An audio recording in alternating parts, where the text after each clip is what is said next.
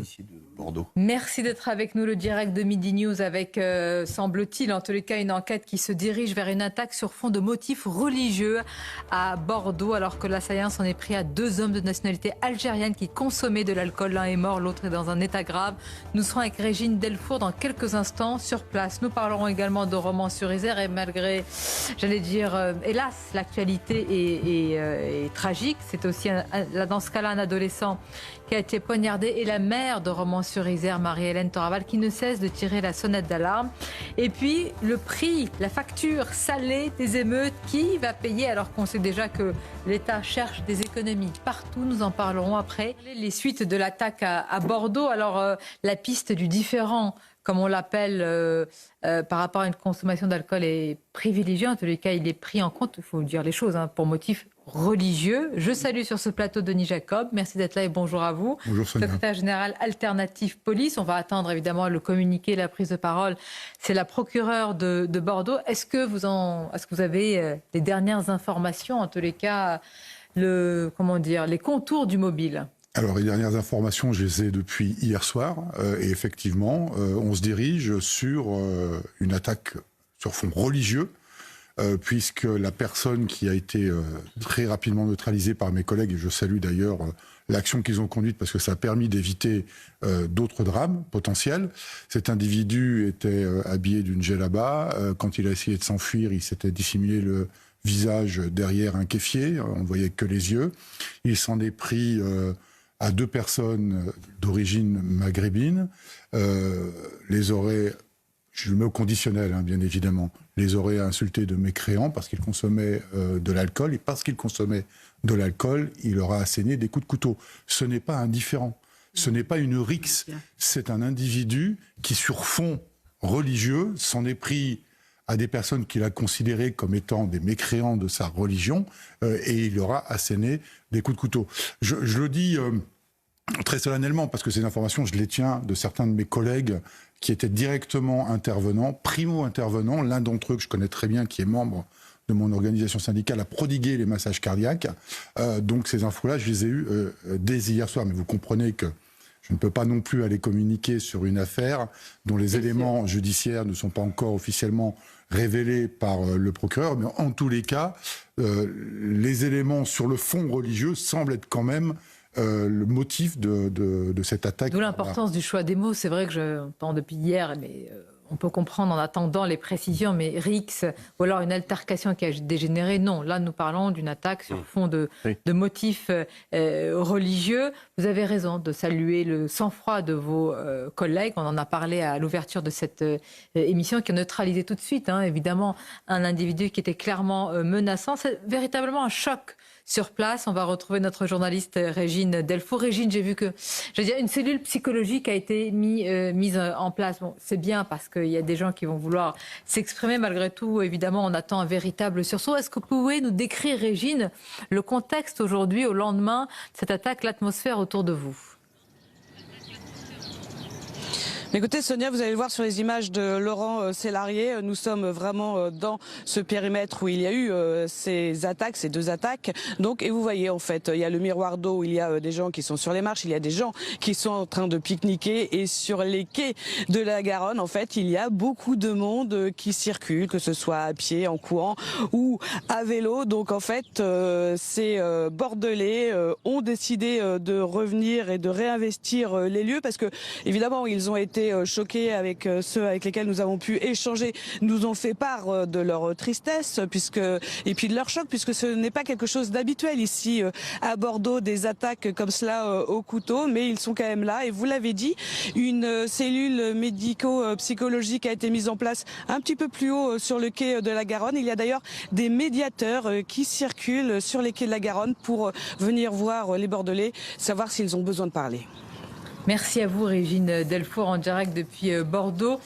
Denis Jacob, alors, caractère menaçant ou pas de l'individu, en tout cas après avoir quand même commis, enfin en tous les cas poignardé à mort un individu et blessé gravement l'autre, est-ce que les policiers étaient en situation aussi de légitime défense par rapport à eux, mais aussi de protection des passants ? Oui, complètement. Et je tiens à démentir certaines informations qui ont pu être publiées depuis hier soir, comme quoi il aurait été abattu alors qu'il s'enfuyait. Non, il ne s'enfuyait pas. Il a essayé d'asséner des coups de couteau sur un policier. En tous les cas, il est très menaçant vis-à-vis de mon collègue qui a fait usage de son arme.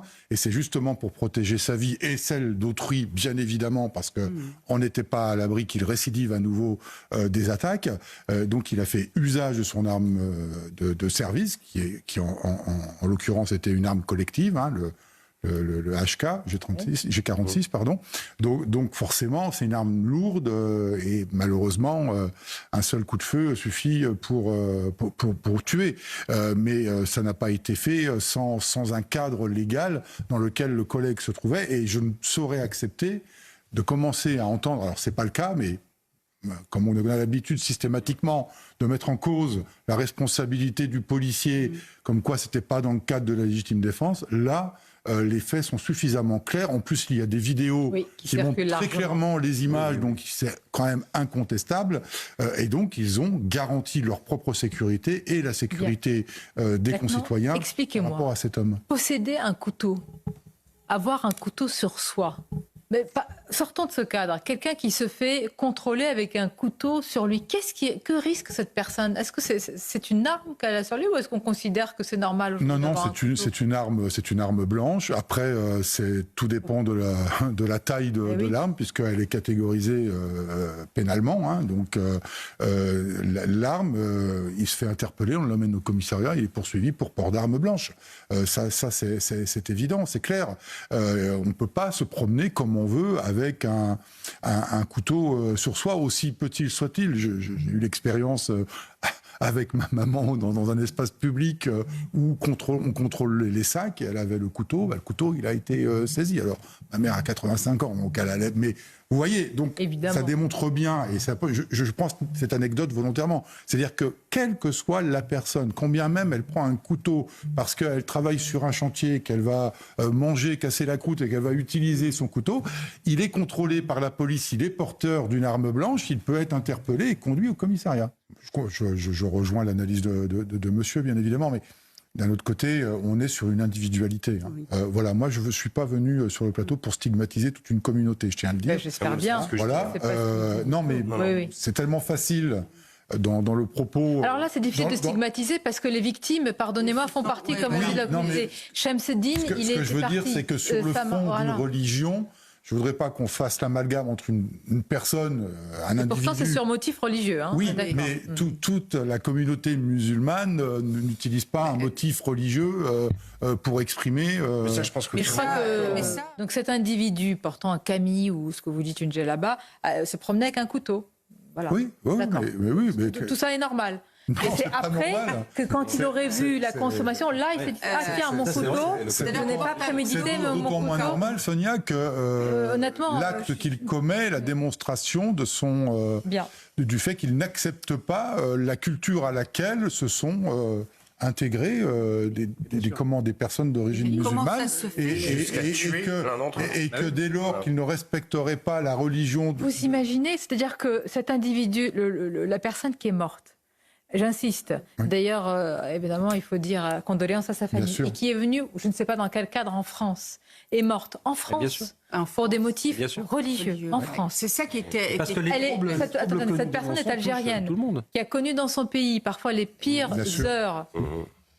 C'est quand même un symbole. C'est pour ça que c'est le même bateau en réalité. Il y a un seul ennemi. Donc la question, c'est comment on fait. Je ne dis pas là que c'est attention terrorisme, pas du tout. On va venir sur d'autres sujets qui se posent, le sujet de la sécurité. Beaucoup de gens nous interpellent sur ces policiers, ces primo-intervenants qui ont quand même eu le sang-froid. C'est pas évident. Hein. Et d'ailleurs, eux-mêmes vont être entendus. Il peut y avoir une forme de cellule psychologique entendue aussi. Ça a déjà été le cas cette nuit. Hein. Ah oui, voilà, ça va vite. Il faut faire les procédures, il faut entendre les primo-intervenants. L'IGPN était sur place. Bien évidemment qu'on est policier, on est là pour garantir et assurer la protection de nos concitoyens. Mais qui peut dire qu'il est prêt et préparé à tuer quelqu'un ? Je voudrais revenir avec vous quelques instants sur ce qui se passe autour de la mer d'Avalon. Désormais, elle est mise. On avait vraiment entouré cela de beaucoup de précautions parce que même si quand ce qui a été retrouvé en termes de drogue, de lingots d'or et d'argent, quand même, c'est un butin, quand même, dans le cadre d'une opération place nette. C'est efficace. Oui. Alors, place nette jusque dans le logement de la mère. Sur cette affaire, moi, je suis quand même un peu plus... je me tiens un peu plus à l'écart, parce qu'on peut pas Elle est mise dire... en examen et placée en détention Oui, mais c'est pas l'opération place nette. Vous imaginez bien que quand il y a une intervention de police à domicile, c'est sous le contrôle d'un magistrat et que c'est dans le cadre d'une enquête qui remonte à plusieurs semaines, voire à plusieurs mois. C'est pas l'opération place nette qui fait qu'on a découvert ça. Bon, je vois que parfois il y a des réactions, c'est vrai, on est tellement sidérés qu'on y a une forme de sourire, mais quel que soit le degré de connaissance de cet élu, c'est très grave. C'est très très grave. Parce que si elle était au courant et bien plus, c'est très grave. C'est-à-dire c'est une élue de la République. Et si elle ne l'est pas, eh ben, elle est prise dans un sacré engrenage ou familial ou... Vous savez, Sonia, ça confirme le rapport qui vient de sortir d'Europol au niveau européen sur la constitution des groupes mafieux et autres, où la moitié, un tiers je crois, plus d'un tiers est constitué de groupes sur le trafic de stupéfiants. Et dans ce rapport, il est fait état du problème de la corruption à tout niveau. Donc malheureusement, la drogue, elle ne touche pas que le petit dealer, de la cité. Denis Jacob, parfois on parlait des fonctionnaires dans les ports, ce qui est déjà, c'est déjà la limite de la mafia. C'est ce qu'on appelle un système mafieux. Mais malheureusement, il ne faut pas l'occulter. Maire, alors là, ça serait une déflagration majeure. 40% des dégradations ont eu lieu dans la région Île-de-France. Boutiques, mobilier urbain, gymnase, théâtre, etc. Le Sénat dénombre près de 50 000 personnes qui ont participé aux émeutes. 50 000 C'est une ville, quoi. Oui, mais qui est descendu sur la souvenez-vous, France. Sonia, quand... Non, moi j'ai entendu... C'est pas les thèses de Gérald Darmanin qui nous disaient que c'était... Non, 50 000 Kevin et Mathéo. En tous les cas, il y a eu beaucoup de voyous, de délinquants et non délinquants, puisqu'il est établi que la grande majorité était des... Délinquance d'opportunité. Voilà, délinquance d'opportunité. Mais moi, dès le soir de ces émeutes, je le disais, on a eu un effet mimétisme, boule de neige des réseaux sociaux qu'on n'avait jamais connu auparavant, avec une rapidité d'action, une coordination entre les villes via les réseaux sociaux comme jamais on a connu. Et moi, le résultat aujourd'hui du chiffrage des dégâts ne m'étonne pas, mais moi j'aimerais bien aussi qu'on fasse le chiffrage chaque année. Mais oui, et des Parce dégâts dans les têtes. Urbaines, elles ont lieu toute l'année. Et les manifestations avec les Black Blocs qui viennent brûler, casser, on chiffre les dégâts. Moi, j'aimerais bien avoir...